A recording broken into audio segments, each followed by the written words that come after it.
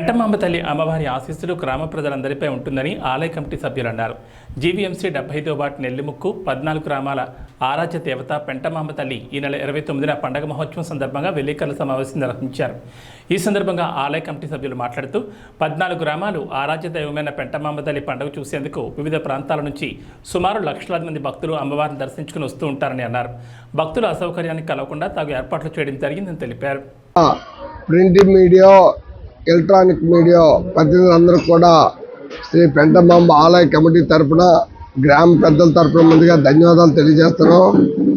మీ అందరికీ తెలుసు, శ్రీ పెంటమాంబ అమ్మవారు మహోత్సవాలు ప్రతి సంవత్సరం ఏప్రిల్లో జరపడం అనేటువంటిది సాంప్రదాయము. దానికి ముందుగా ఏదైతే ఉగాది నాడు పూజా కార్యక్రమాల గురించి చర్చించడం, తర్వాత బుధవారం నాడు ఘటాల పూజ చేయడం, 3 లక్షవారం పురవీధుల్లోకి ఘటాలు రావడం అనేటువంటిది ఇది ఎన్నో ఏళ్ళ నుంచి వస్తున్నటువంటి సాంప్రదాయాన్ని ఈ సంవత్సరం కూడా పెద్దలందరూ కూడా కూర్చొని ఈ నిర్ణయం తీసుకొని ఈ పండుగ ఎంతో దిగ్విజయంగా జరుపుకోవాలన్నటువంటి సంకల్పంతో మరి అమ్మవారి మహోత్సవాలు రేపు 29 ఏప్రిల్ నాడు జరుగుతూ ఉన్నాయి. దీనికి సంబంధించినంత వరకు గ్రామ పెద్దలు, పెంటమాంబ ఆలయ కమిటీ, నెల్లిముక్కు రామాలయ కమిటీ, దొడ్డి పెద్దలందరూ కూడా ఏర్పాట్లు చేస్తూ ఉన్నారు. ముఖ్యంగా యువత దీని మీద పూర్తి బాధ్యత వహించి ఈ యొక్క కార్యక్రమాలు పూర్తయ్యే వరకు కూడా యూత్ ఇన్వాల్వ్మెంట్ ఉంటుందని చెప్పి మీ ద్వారా తెలియజేస్తూ, అంతేకాకుండా వచ్చినటువంటి భక్తులు ఎటువంటి ఇబ్బందులు పడకుండా మధ్య కేంద్రాలు, అలాగే మంచినీళ్ళు ఇవన్నీ ఏర్పాటు జరుగుతున్నాయి.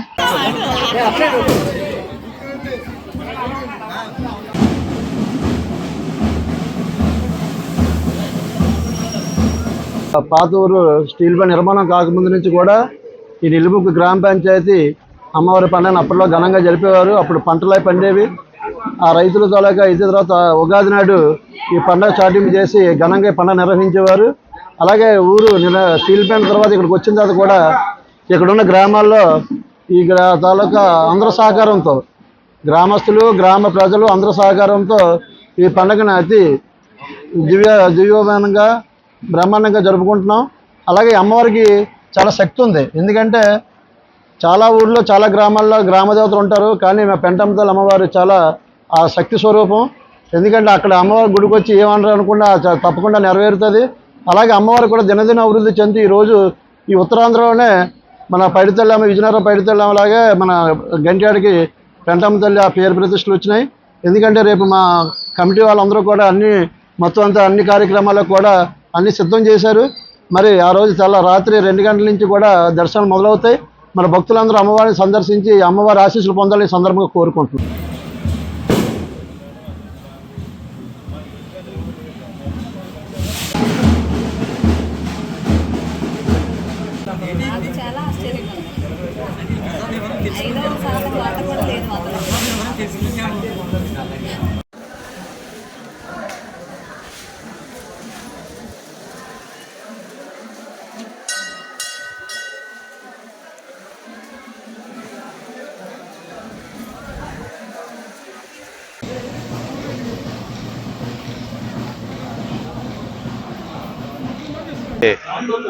మీరందరూ కూడా 40 ఏళ్ళు బట్టి ఈ ప్రాంతంలో ఉంటున్నారు కాబట్టి పత్రికా విధులు అందరికీ కూడా మీరు కూడా ఇందులో భాగస్వాములే. మీకు అందరికీ తెలిసిన విషయమే.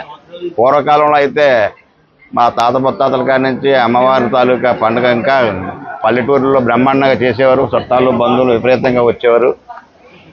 అమ్మవార్లకు చల్లదనం. ఎందుకంటే వ్యవసాయ ఆధారం మీద ఉన్నటువంటి రైతాంగం అంతా కూడా మరి వర్షాలు శుభ్రం కురవాలని, పంటలు బాగా పండాలని ఒక మంచి అమ్మవారి ఆశీస్సులు పొందేవారు. ఆ విధంగా పంటలు పండేవి.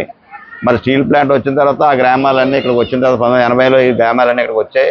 అప్పటి నుంచి కూడా మరి మెజారిటీ పర్సన్స్ అందరికీ కూడా ఉద్యోగాలు, ఉపాధి కల్పన అనేది స్టీల్ ప్లాంట్లో జరిగింది. అనేక ఉద్యమాలు చేసేటప్పుడు కూడా కాల్పులు జరిగినా కూడా మా ప్రాంతంలో ఎవరికి కూడా పెద్ద ఇన్సిడెంట్ అనేది జరగలేదు. అనేక ఉద్యమాల్లోనే అమ్మవారి తాలూకు దయ వల్ల మరి ఈవేళ మేమందరం ఈ ప్రాంతంలో ఉన్నాం, అందరం బాగున్నాం అంటే అమ్మవారి తాలూకు కృప, తిమ్మదరప్పని కృప అనేసి నేను అనుకుంటున్నాను.